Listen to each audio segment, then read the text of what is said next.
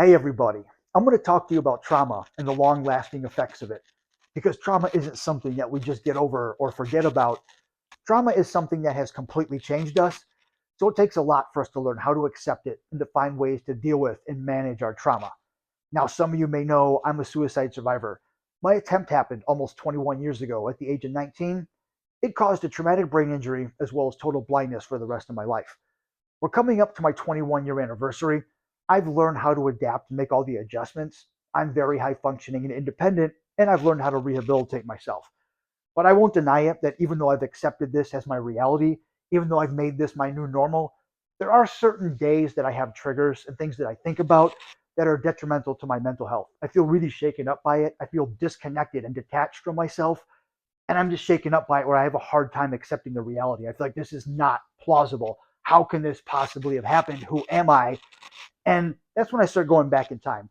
I start reliving almost every interaction and conversation I've had with people. I try to think about everything I could have done differently to try to obtain the old life that I had. Everybody, I got to remember that is my trauma talking.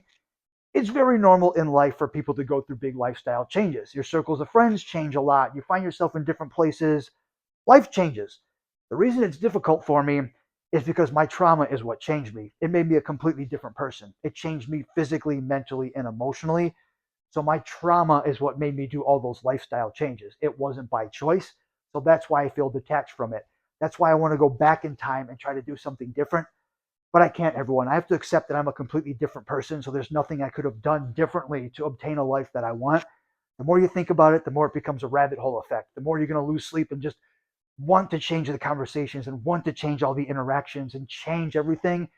We can't. The more we think about it, the more we're going to want something that's not plausible, the more it'll mess us up even farther. So, everyone, I have a few different ways of dealing with that. When I'm thinking about how I want the life I had 21 years ago, I remind myself, Mark, you're 40 years old now. That was 21 years ago. If you start acting the same way you were when you were 19, you're going to have even more problems, man. It's not going to be healthy for you. You got to accept that with time, things change. And that's just the thing about trauma is trauma, time doesn't feel like it's something that's possible. We feel frozen in that trap, and it's a rabbit hole effect. It can be really, really bad and detrimental to our mental health. So everyone, we have to accept our trauma. We have to get out of that trap and out of that rabbit hole. Remember and accept that we've changed and try to remember how much we overcame.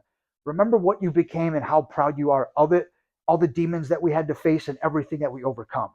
Everybody, if I can do it, you can do it. I know trauma is hard, but learn how to accept it, accept your reality, and know that we're going to have those flashbacks and those things, but find ways to shake it off. Find ways to accept who you are and love yourself for overcoming your trauma. If I can do it, everyone, you can do it.